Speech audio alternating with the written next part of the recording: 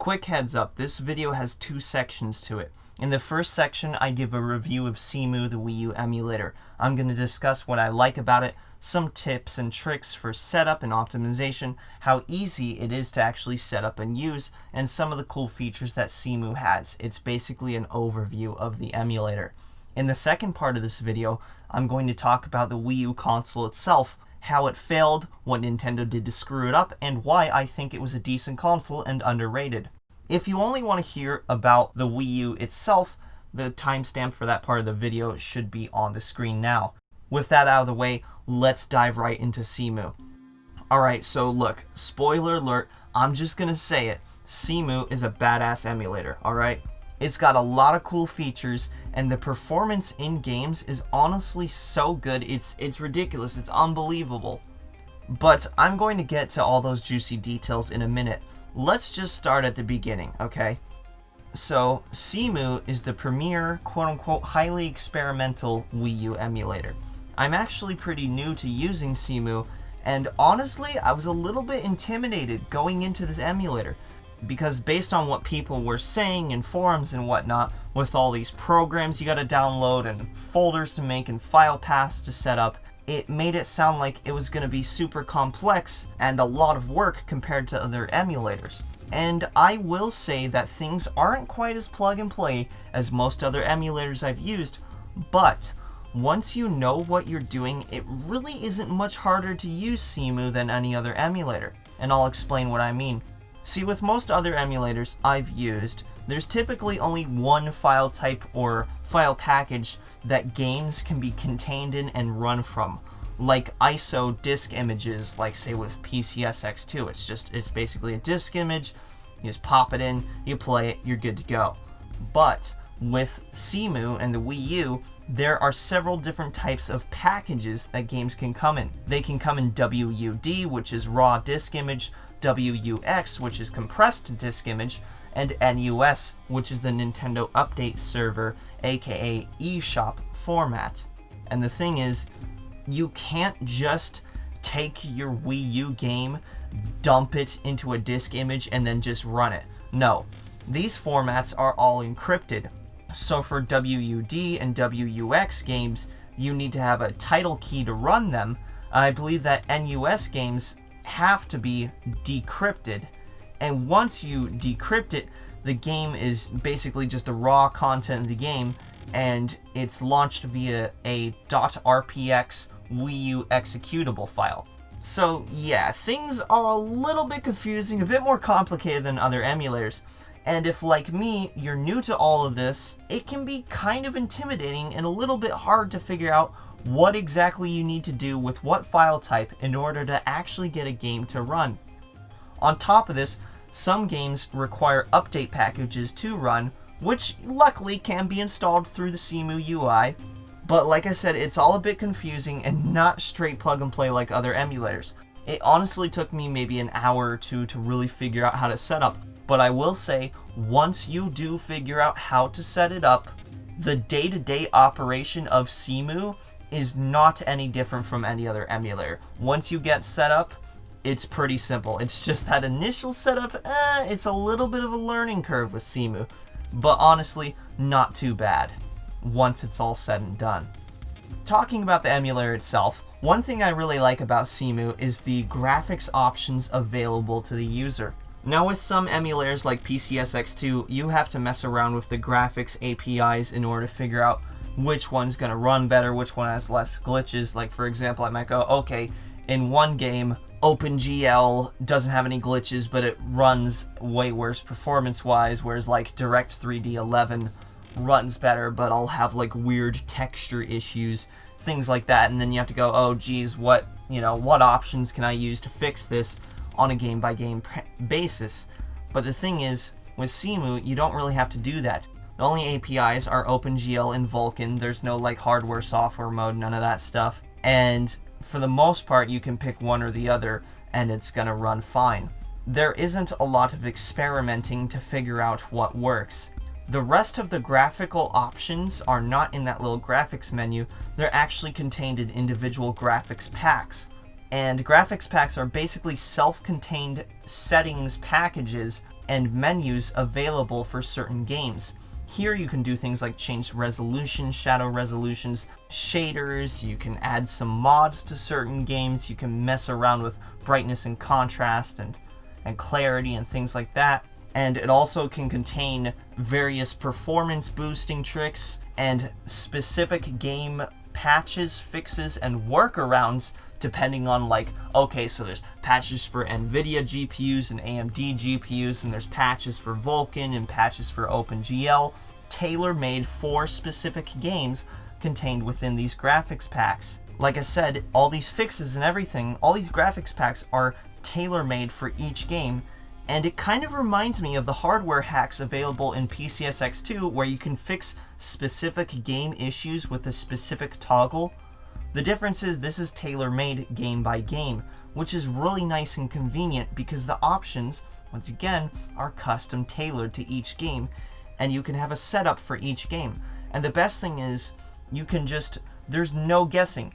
You click on the option and it'll tell you exactly what it does. It'll say fixes X, Y, and Z used for this thing or whatever. It'll tell you exactly what it does. There is no guessing. There is no guesswork for the most part. All you gotta do is check the boxes. For the most part, at least with the games that run, it pretty much all of does this just works. Now granted, with Cemu, there are still a lot of games that are glitched out and bugged out completely to the point where they're pretty much unplayable. But for the games that are confirmed to be working, you don't really have to fiddle with them, which is the nice thing. Another very unique thing that this emulator has is shader caches. The way Cemu works is that when you first start playing a game, Cemu has to basically compile the game's shaders, which can cause huge performance hits, large lag spikes, and huge frame drops, basically. And it's like a really bad starter. And the thing is, this sounds really bad, and it seems really bad at first, definitely. But the interesting thing is, as you play the game, Cemu creates a shader cache of these pre-compiled shaders. So over time, the more you play, the less and less frame drops you get, and the greater the game's performance improves. Of course, especially for big games, it takes a while for them to be fully optimal, like say Breath of the Wild. But what's even cooler is that you can download pre-compiled shader caches that people create off of the internet so that you don't have to do it yourself. So you can just get those buttery smooth frame rates just straight from the get-go. But to be honest, outside of a couple of more demanding games, I honestly don't think that downloading pre-made shader caches is even necessary. I mean, for most games I tested, in about 5 minutes, all the instability and stutters for the most part disappeared. The one exception is like Breath of the Wild. Breath of the Wild takes a while longer, but to be honest, after even like 10 or 15 minutes, it's like most of the way playable. And by the time you're done with like the first little area of the game should run pretty much fine. It's really not that big of a deal in my opinion. But the great thing is that all you gotta do in order to build these caches yourself is just play the game. It's not hard to do. It's really simple. In my opinion, it's actually a really cool feature of this emulator. It means that pretty much every game that isn't completely bugged runs pretty well even on modest hardware like mine, which is honestly insane when you think about it. This console is relatively new. It's not that old. This emulator is only 5 years old. Games run very well on it. Once again, the ones that aren't completely bugged out, which I'll get to in a minute. Another thing that's interesting about this emulator is the controller support that it has. Now, unfortunately, as far as I'm aware, you can't actually use an actual Wii U gamepad with Cemu. But the thing is, it's not all bad news. You can use a DualShock 3 or DualShock 4 controller and actually emulate some of the Wii U gamepad's functions, like the gyroscope, for motion features, which I think is pretty cool. Some people think the motion features are just a gimmick, but I kind of like using them. I honestly kind of enjoy them, and it works really well. And also, there is a way to emulate the touch functions of the gamepad basically by using the mouse. You just click on the gamepad screen and that's touching, and it works pretty well. Also, you can press tab to access the gamepad screen. You can also put the gamepad screen, I believe, in like a whole separate window. So let's say if you have two monitors, you can have the gamepad screen on one and the main screen on the other, I believe. So overall, I'd say that the way that Cemu emulates the Wii U Gamepad is pretty cool. You know, the Wii U had a fairly complex controller scheme, and Cemu does a really good job capturing it. You can also select what kind of controller you're trying to emulate, like say the Wii U Gamepad, or the Pro Controller, or a Wii Remote, and you can set up different profiles for mapping buttons. It's really straightforward and easy to use. Mapping the controller in Cemu is super easy. Everything, rumble, gyro, it all works perfectly. Once again, Cemu does a great job of emulating the Gamepad and the Pro Controller and all the controls of the Wii U. Back onto Cemu itself, can we just talk for a second about how insane it is that this emulator runs as well as it does?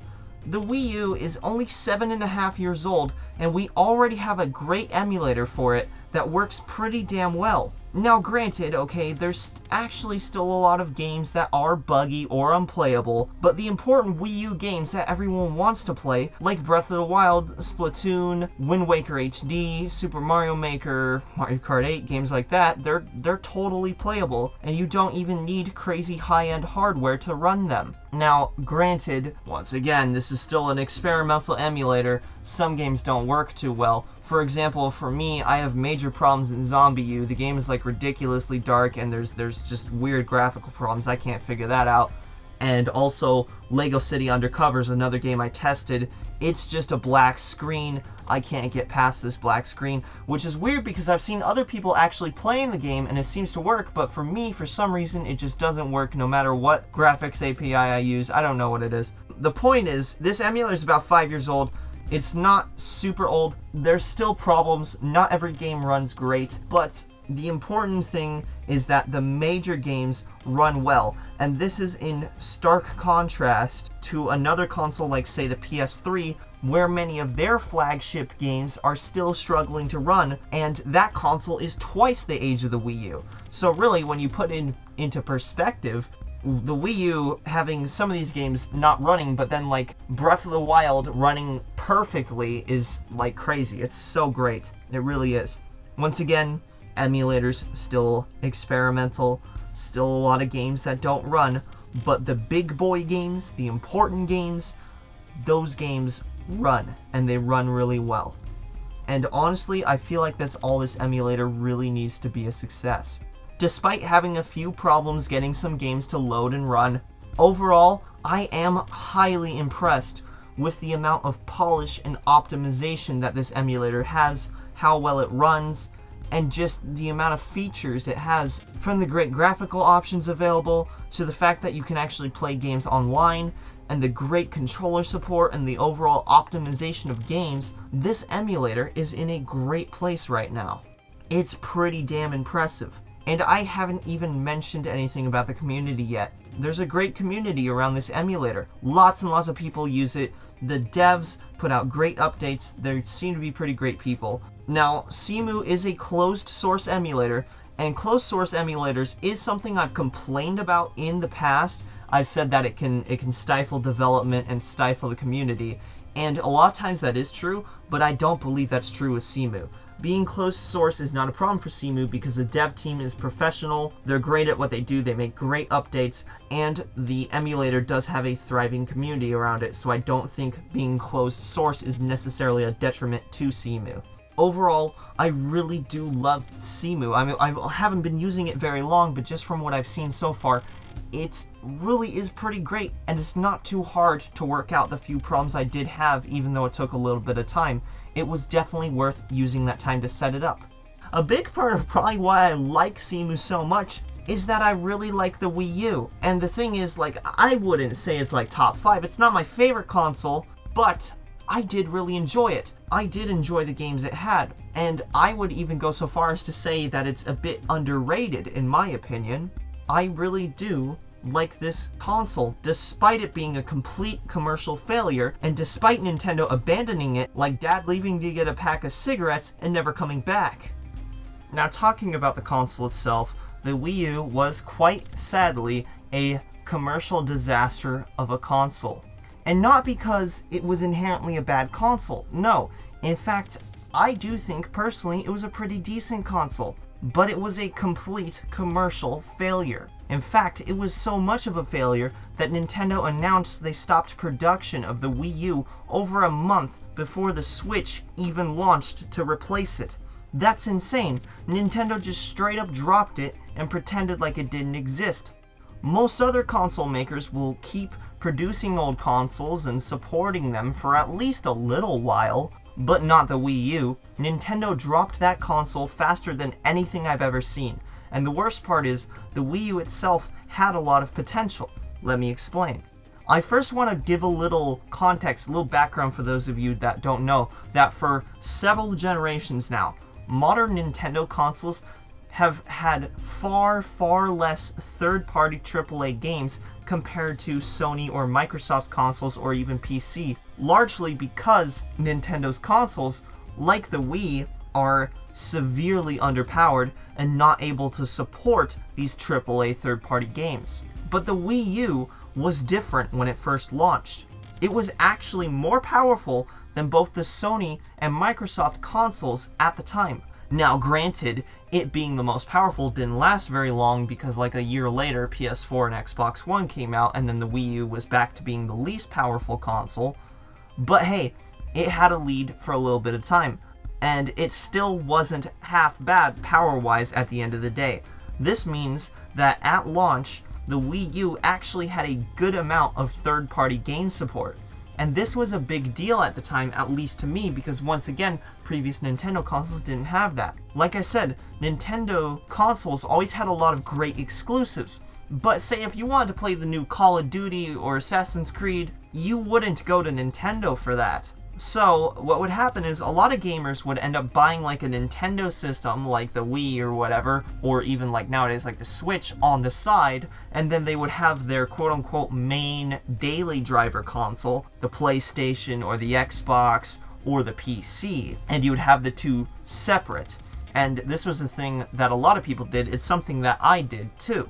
But the thing is, for once, the Wii U was breaking the mold. The almighty Wii U had games like Black Ops 2, Assassin's Creed 3, and Batman Arkham City as launch titles. It seriously had a decent amount of third-party AAA support at launch. For once, you could get all of these great AAA games, the latest Call of Duty, whatever, and the great Nintendo exclusives on the same console. And the thing is, if Nintendo had marketed the console as the end-all, be-all, I think the Wii U could have really given Sony and Microsoft a run for their money. Because like I said, not only were there some good Nintendo exclusives, like New Super Mario Bros. U, Nintendo Land, which I actually really enjoyed, and Zombie U, another game that some people didn't like, but I really enjoyed.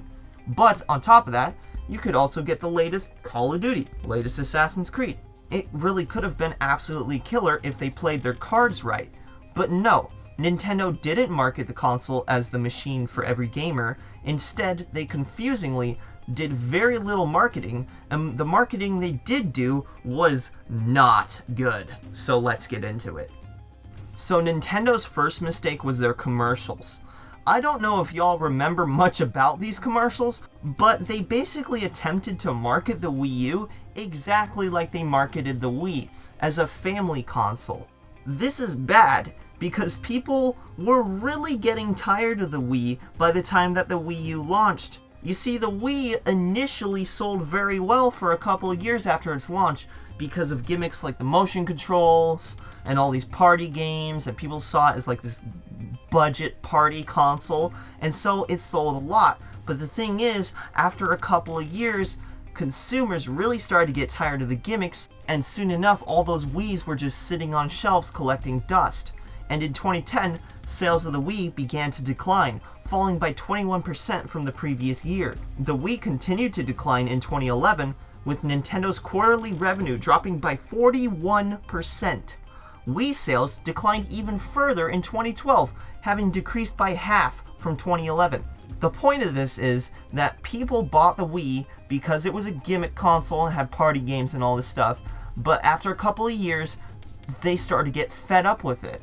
And they didn't want that anymore. They didn't want that crap anymore. And now, the Wii U was trying to market itself in the same way as the Wii, even having a very similar sounding name. In fact, the name was so similar Some people actually thought the Wii U was just like a controller or an add-on for the Wii. There was actually a lot of confusion about this. So between the family-oriented ads and the similar name, a lot of people saw the Wii U as just more of the Wii, meaning that nobody bought the damn console. And their bad marketing extended beyond just crappy commercials. The Wii U had very little other advertising or presence at major retailers. In fact, I remember hearing one ridiculous story about how the Wii U was being demoed at a freaking Pottery Barn, of all places. It just made absolutely no sense. Nintendo seemed like they were just completely out of touch when it came to their marketing for this console. They could have marketed all these great games they had on it, and instead they went with the family console angle yet again, and it bit them in the ass for it. As sales for this console continued to be basically non-existent, all those third-party game developers and publishers who were on board at launch for the Wii U slowly dropped support for the console. First it was EA, then Ubisoft, then Bethesda. Soon, the Wii U had almost no major third-party support, much like its predecessor, the Wii. As a result, the Wii U's game library, which at one point was very promising, ended up being very barren. Once again, if you look at the Wii U's launch lineup, it was pretty solid. It had some good games there. But once the third-party support dropped and sales continued to be terrible, the system ended up with a pretty small game library, all said and done. Now granted, the games it does have are bangers, but it is a almost pathetically small library. Nintendo ruined what could have been a great console by completely botching its marketing and making people think it was just another Wii. But despite this, I still really liked the Wii U, and personally do think that it's an underrated system. A lot of people don't give it credit. Once again, it doesn't have a lot of games, but the games it has are pretty quality for the most part. Even without the third-party support, the Wii U ended up having some great titles over its lifetime. Super Mario Maker, Splatoon, Wind Waker HD, Lego City Undercover, Breath of the Wild, Hyrule Warriors. These are just a few of them. The system, sure, it doesn't have nearly as many great games as its rivals, but it still ended up with a somewhat decent library, all things said and done, especially when you consider the console only lasted 4 years. I also liked the Gamepad and the cool way that some games used it. I didn't really think it was that much of a gimmick. I liked that with some games you could actually play the game wholly on the Gamepad and even play in another room. Now, granted, of course, the range for the Gamepad wasn't very good. It's not like the Switch, it's not completely portable, but still, at the time, it was kind of a novel feature. The Wii U was a pretty solid console, despite being a complete commercial failure. But I can't help but be disappointed when I think about what this system could have been if Nintendo hadn't been completely incompetent with their marketing. To be honest, it still kind of pisses me off a bit. I mean, this was a console I actually bought at launch. I really believed in it because it was a Nintendo console. To recap, Nintendo mismanaged the hell out of this system's marketing. Their advertising sucked, it was almost non-existent, they drove away all their third-party devs and support, and lost most of the third-party publishers within literally like 7 months of launch, which has gotta be like a record, and the console sold terribly as a result.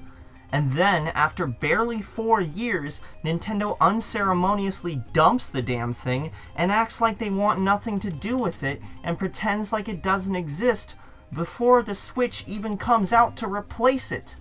The console had a barely 4-year life cycle. I mean, Nintendo, you're putting Sega to shame. Like, Nintendo, you did this. You drove this console into the ground. People thought it was a Wii add-on. Look, the Wii U was a good console. It could have been a great console. The reason it failed wasn't because it was inherently bad or gimmicky, it was a decent design. But Nintendo made the thing bad with their sloppy handling of it. I mean, I'm glad that they finally figured out how to sell their console with the Switch, but honestly, I wish they would have figured this out like 5 years earlier. It's just a disappointing situation. But hey, at least this console and its games do live on with Cemu, and Cemu is really, really good. That's going to do it for me today, folks. I really just wanted to get into Cemu, give it kind of a review of sorts, and I figured that while I'm talking about Cemu, I might as well talk about the Wii U console as well, because it's something that I don't think is discussed as much as it should be, and I had some thoughts about its downfall that I really just wanted to share with everybody. Anyway, if you enjoyed the video, make sure you leave a like, and if you want to see more content about emulators and classic games, then make sure to subscribe.